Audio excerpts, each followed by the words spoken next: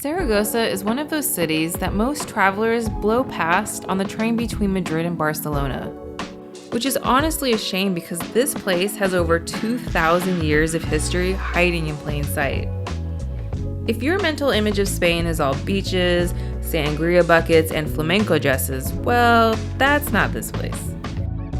But if you want a real Spanish city that isn't bouncing off the walls with tourists, then this is your place. The soundtrack here isn't flamenco, it's jota.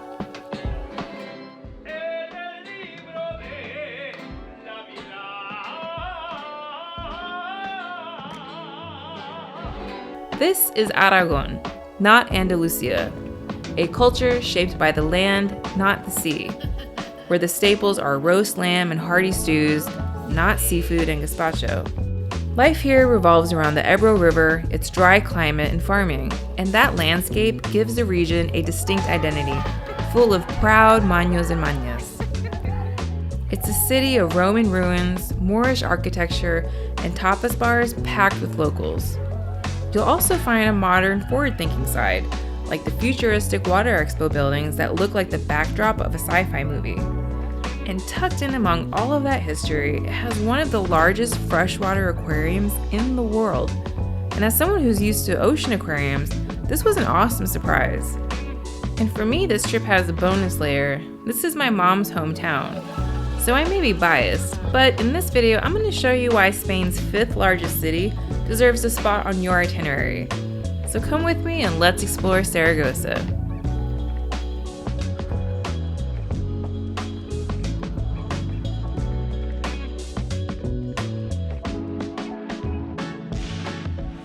Zaragoza's story is epically long, over 2,000 years of people just showing up, building things, taking over, renaming the city, and then leaving their stuff behind for the next group to deal with.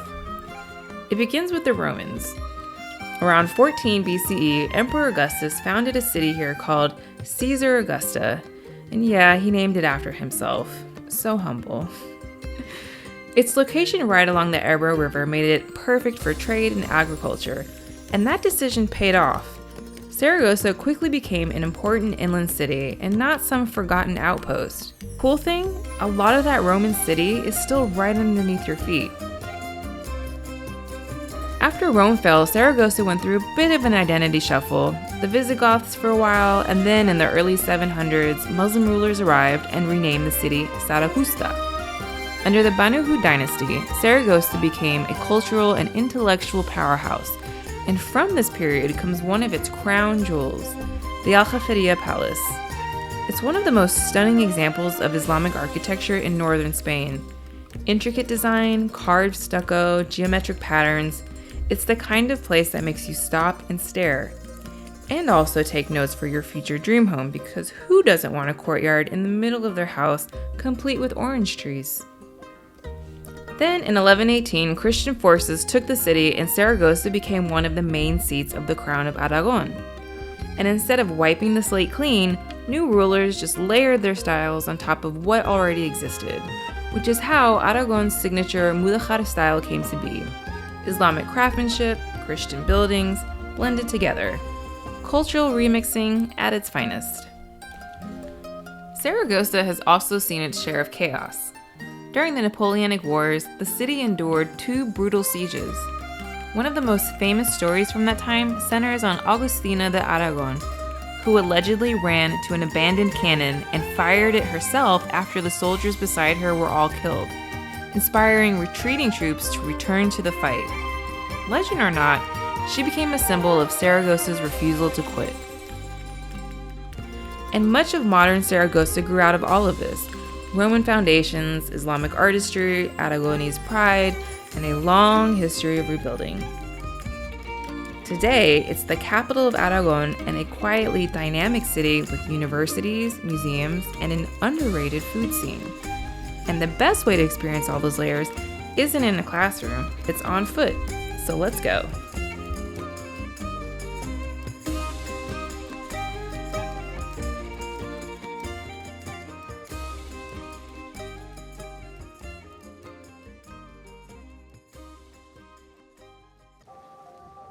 When you come to Zaragoza, if you're a history buff, the Roman ruins are non-negotiable, and thankfully, they're easy to visit.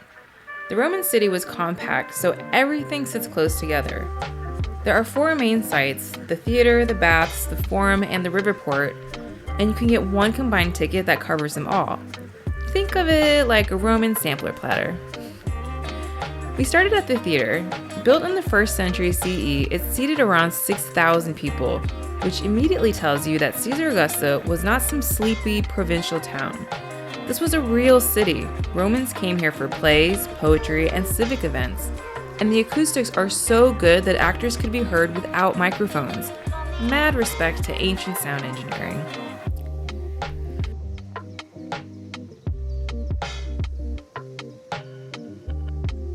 A short walk away are the public baths, which were way more than just places to get clean. This is where Romans socialized, did business, and got caught up on gossip. The Hippocrates heating system is still impressive. Floors heated from underneath. And there's a reconstruction of the Roman toilets, which I was not expecting to be a highlight, but apparently I am easily entertained.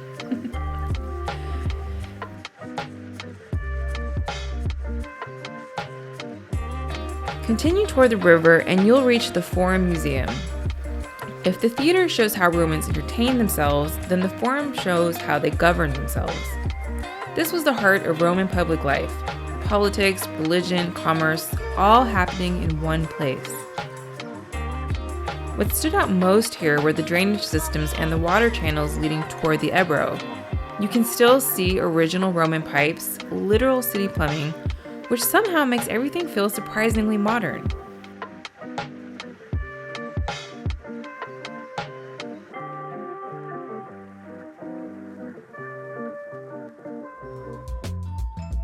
You can even walk in what I found out later was the city's ancient sewer, so you can marvel at the engineering while probably breathing in ancient poop. It is pretty cool that you can walk inside these ruins and kind of feel what it was like back in the day. I'm in the cloaca, which I need to Google what that means, but I think it's an underground water system or a tunnel. But it looks like this tunnel, if you walked the whole measure of it, would take you out to the river. So, which they have a little painting as a simulation of what that would look like. Very cool. The final stop is at the river port. This is the reason Zaragoza exists where it does. Grain, oil, wine, ceramics, all moving through this point and out towards the Mediterranean. It's easy to understand why Romans chose this exact spot for a city in the first place.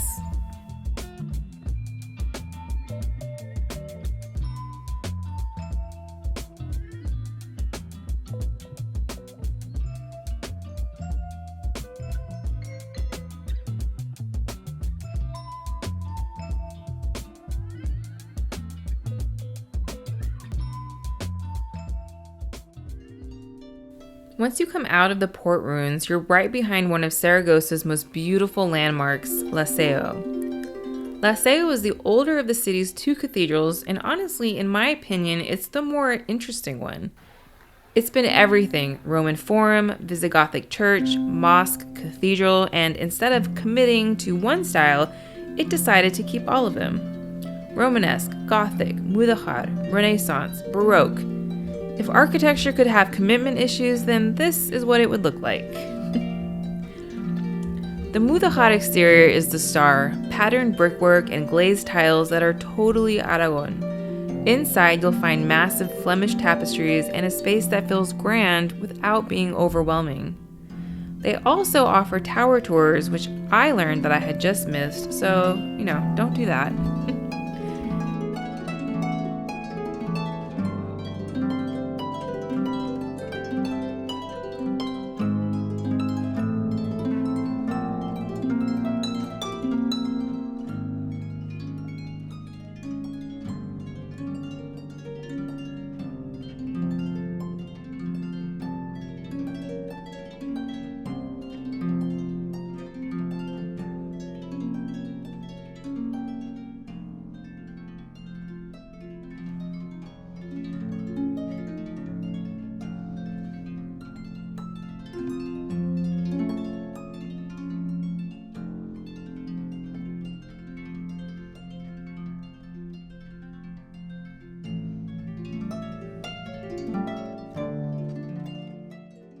Just a few steps away is El Pilar, Zaragoza's most iconic building and spiritual anchor. It's huge, dramatic, the Catholic Church has now entered the chat kind of vibe. According to tradition, this is one of the earliest Marian pilgrimage sites in the world. The current basilica mostly dates to the 17th and 18th centuries, and inside you'll find soaring domes, frescoes by Francisco de Goya, and a constant flow of people. Pilgrims, locals, tourists, all using the space in their own way.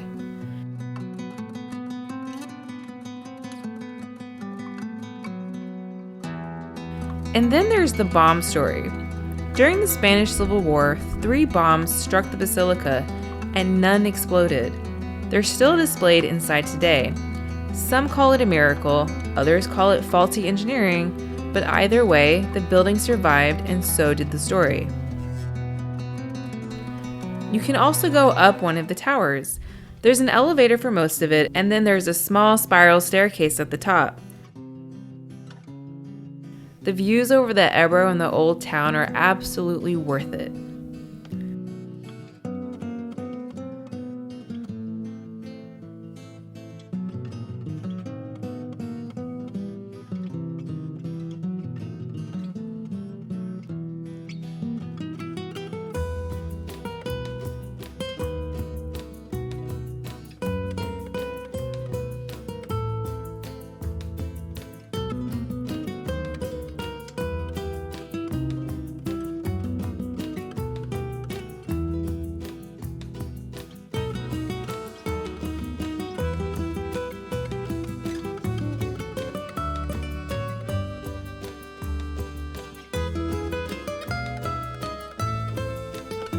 Back at ground level, Plaza de Pilar is one of the largest pedestrian plazas in Europe and very much the city's living room. People meet here, eat here, wander through here, and use it as a jumping off point to explore the old town.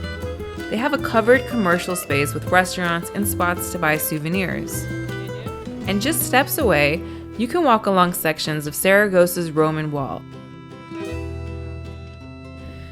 A few minutes in the other direction brings you to the Mercado Central, where locals shop for produce, meat, and bread in a beautiful iron and glass market hall that's been serving the city for over a century. Leaving the plaza, we headed to one of Zaragoza's most powerful buildings, the Aljaferia. From the outside, it looks like a fortress, solid, defensive. But once you step inside, it completely changes. Suddenly, you're in a palace.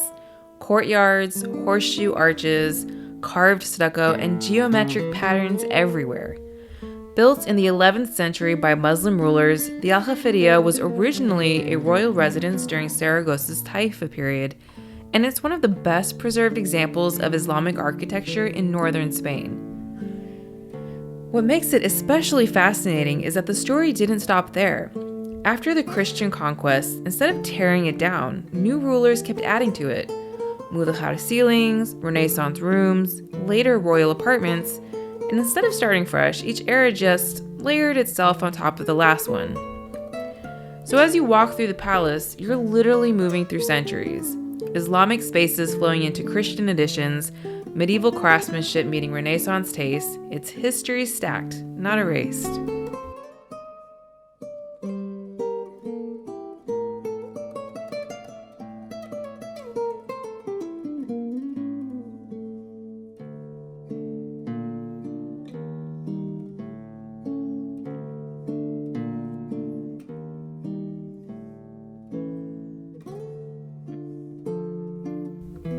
One thing I really appreciated is how visitor-friendly it is.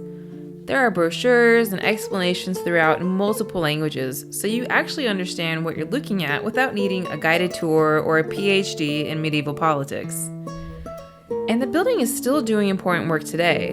The Aljaferia now houses Aragon's regional parliament, which feels fitting, because after centuries of power shifts, it's still a seat of government. After soaking up centuries of history, we kind of shifted gears and headed towards Zaragoza's modern side, especially the area built for Expo 2008, which focused on water and sustainability. We are walking into the Expo Center. The There's like a really cool bridge called, actually I don't know what it's called. No, that's the name of the exhibit. They have changing exhibits throughout. The last time I came here 3 years ago, they didn't have it, but Pavillion Puente. Thank you, Rodriguez.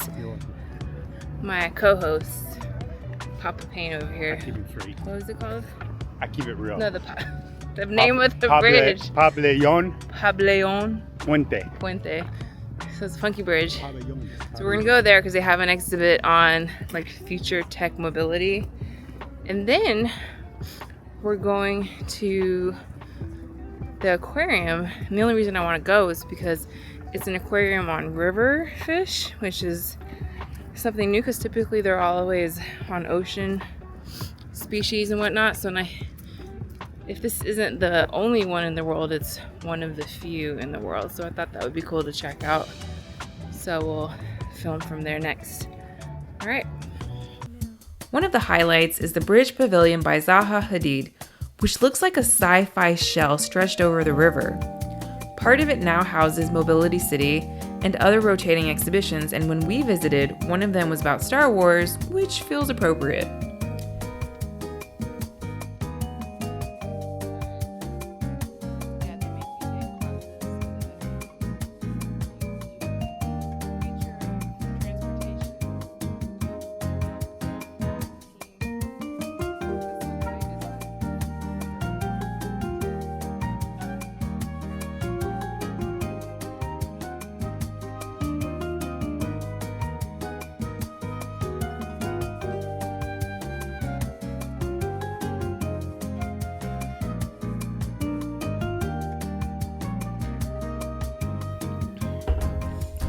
Nearby is the Zaragoza River Aquarium, and this one surprised me.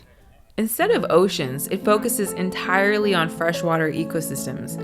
It's the largest freshwater aquarium in Europe, and the main tank is massive. It's over 9 meters deep and nearly 50 meters long, or for my fellow Americans, that's about 45 bananas deep and 250 bananas long.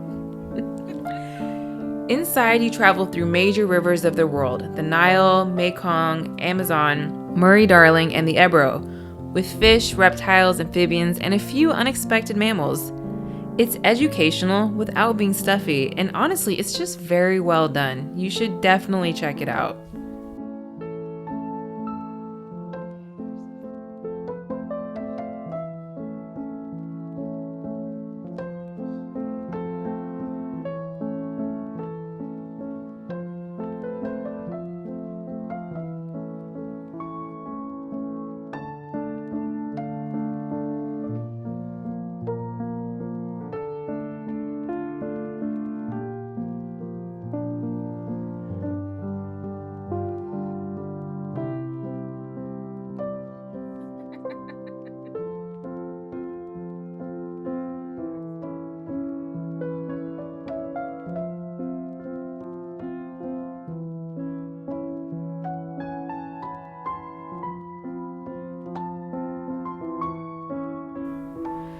Beyond the riverfront and the Expo site, Zaragoza's modern side shows up in other ways too.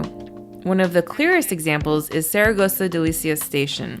It's one of Spain's major high-speed rail hubs, connecting Madrid and Barcelona in under an hour and a half, with routes extending across the country and beyond.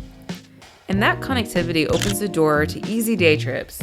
If you have the time, I highly recommend getting outside of the city itself because some of Aragon's most important stories live just beyond Zaragoza. One of those trips is to Fuendetodos, about 45 minutes from the city. It's the birthplace of Francisco de Goya, one of Spain's most influential and complicated artists. Goya was born here in 1746 to a modest family, and while he didn't live here long, the harsh landscape is often said to have shaped his outlook. The village preserves his birthplace, a simple stone house that you can tour to see what life would have been like growing up here. Nearby, the engraving museum highlights his darker work, especially Los Caprichos and the disasters of war. You can't film inside, but it's well worth visiting.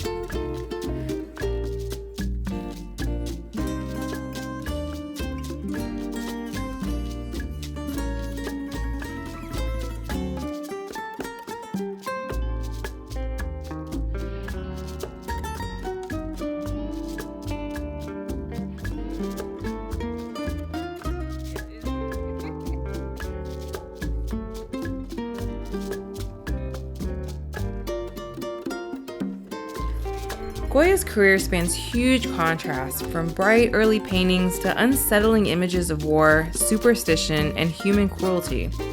As his life grew more turbulent from wars and personal illness and isolation, his art grew darker. And honestly, those later pieces are some of my favorites. They're so different from his contemporaries. After the museums, take a walk through the village. It's quiet and unassuming, with tributes to Goya tucked in between old stone streets and playful pieces by local artists. It's a fun contrast to the weathered landscape.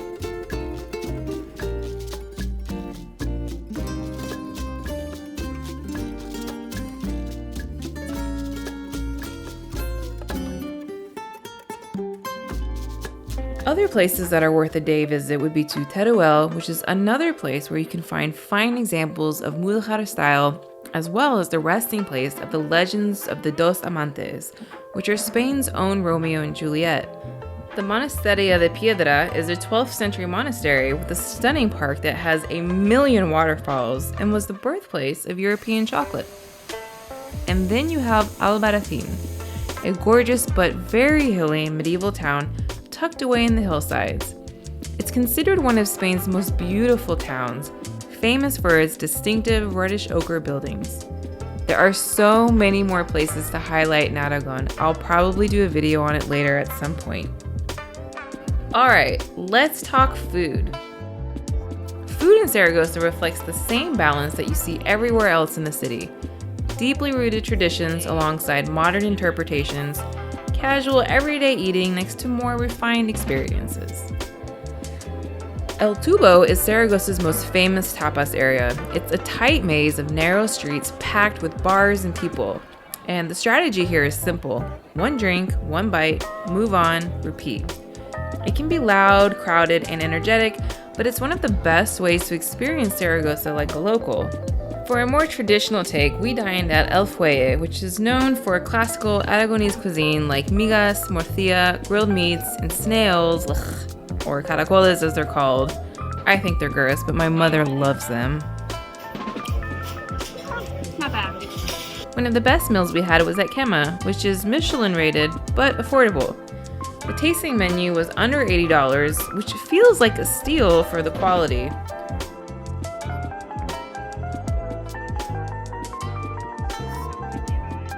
Our final dinner at our hotel was also excellent, refined, local, and a perfect way to close out the trip. But not every great meal had to be a production. We had delicious pizza at Pizza Napoli, a baked potato served Aragonese style at La Cava that I am still thinking about, morning coffee and pastries at places that locals actually use, like Café Matisse and Granier. No, I don't want you in my foot. Which we love so much that we went back multiple times. I mean, just look at this pastry situation.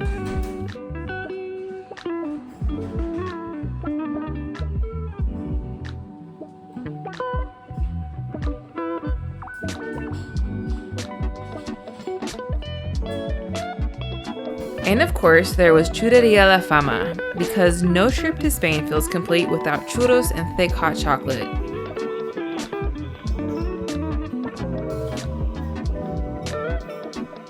My uncle was so excited to take us here. I mean, look at the joy on this man's face.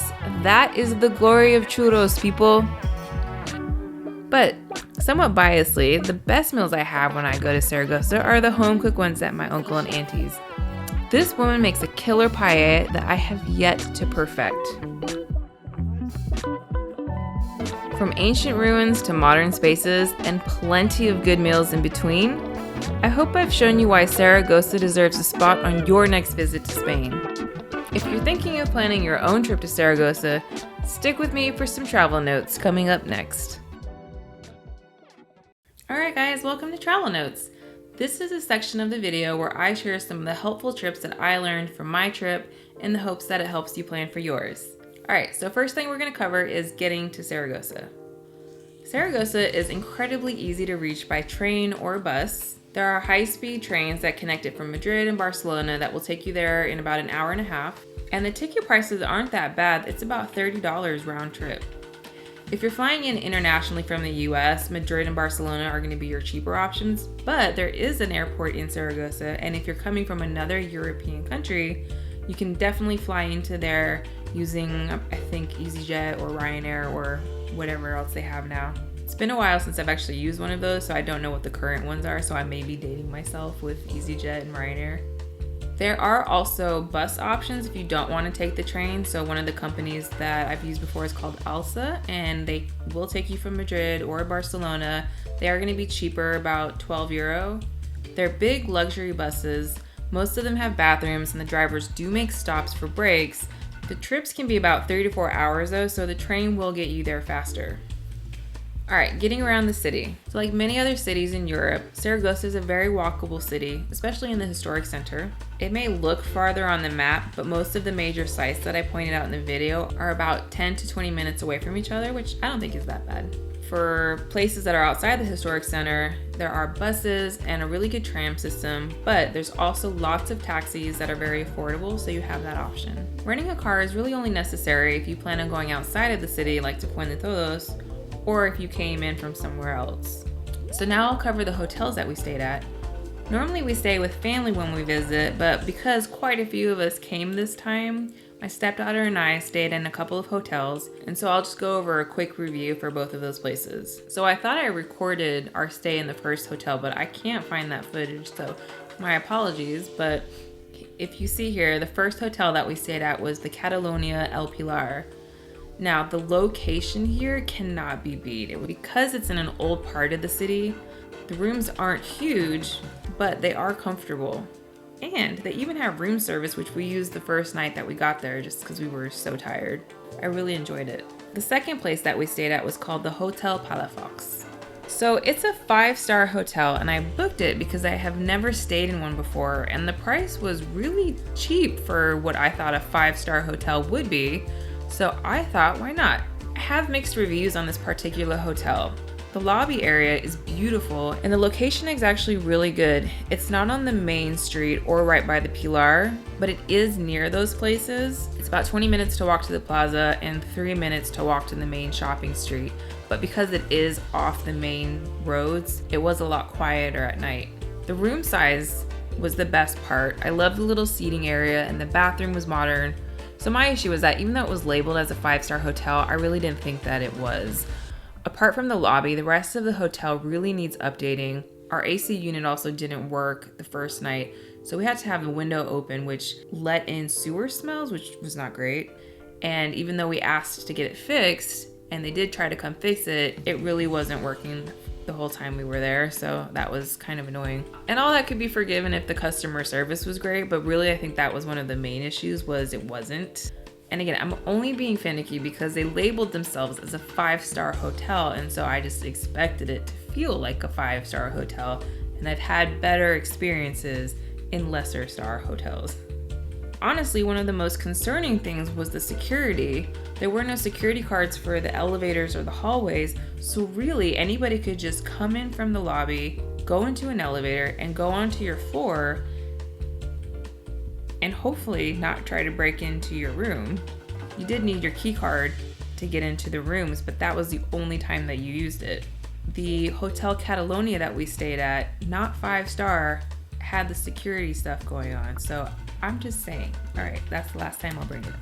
All right, so when's the best time to go to Zaragoza? Like a lot of places, the more comfortable times are gonna be in the spring and the fall, less crowds, cheaper prices. The summer, it's not humid, thankfully, but it is very dry and very, very hot. So you'd wanna get all your sightseeing done before the afternoon because the sun and the heat get really brutal. The only caveat I'll say to fall is in October, specifically the week of the 12th, because that's when they have the Festival de Pilar, which is when they celebrate the Virgin Mary, and it's a week-long celebration with concerts, music, and other things going on. So the city does get quite crowded then, and the hotel prices will increase. But it's a really fun thing to be there for if you want to try some local customs. All right, lastly, I got some food tips for you guys. I would recommend you guys take advantage of the Menú del Día, which is served during lunchtime, which lunchtime is between 1 to 3-ish, typically. It's usually one of the best ways to eat well and affordably. One of the things that I noticed we had to do a lot on this trip that wasn't the same about 3 years ago was make a lot of reservations for lunch. Before, you could just kind of walk in, and if they had places available, you grabbed a seat. But now a lot of the times they ask you if you have a reservation. So if you do want to find a specific spot, make sure you go onto their website or you call to reserve a place for lunch, because you might get there and then they won't have any tables for you. And that happened to us a couple times. So yeah, that was a new trend for me. But yes, sorry, going back to the menu del dia. What it typically comes with is a first plate, which can be salads, soups, or even sometimes like a pasta or something. A second plate, which would be your main, and then a dessert selection. And it will include wine and water and bread. And you can usually get this for like under 20 euro, maybe sometimes 12 euro. It's really quite astounding the price that these places charge and the quality that you get. It's easily the best deal you're gonna find for meals, and oftentimes, especially for us, it kept us full well into dinner, and so sometimes we would just have something light to snack on for dinner. So speaking of dinner, one thing you need to remember, especially for my American friends, is that dinner over there is late. A lot of the restaurants won't even open for dinner until 8 or 8:30, so plan accordingly. Many people don't show up till like 9 or even 10 o'clock, especially in the summertime. One of the great things about Spain is that they're a very social country, so everybody just hangs out on the streets. I'm talking grandparents, kids, couples, everybody, just well into like midnight, when most of us over here over 40 in the US are sleeping. It's very similar to Italy if you guys have been there. I think it just has to do with the weather being great, everybody hanging out, also because they've just eaten, so you do need some time to let the food digest before you go to bed. Alright guys, well that's all the tips that I have for now. If you feel like I missed anything or you have any of your own tips to share, please put those in the comments. And if you've been to Zaragoza, let me know what you thought of it. I'm dying to know. And as always, if you enjoyed this video, please don't forget to like and subscribe and help my channel grow. Alright guys, I will see you in the next video. Until then, stay curious and keep exploring.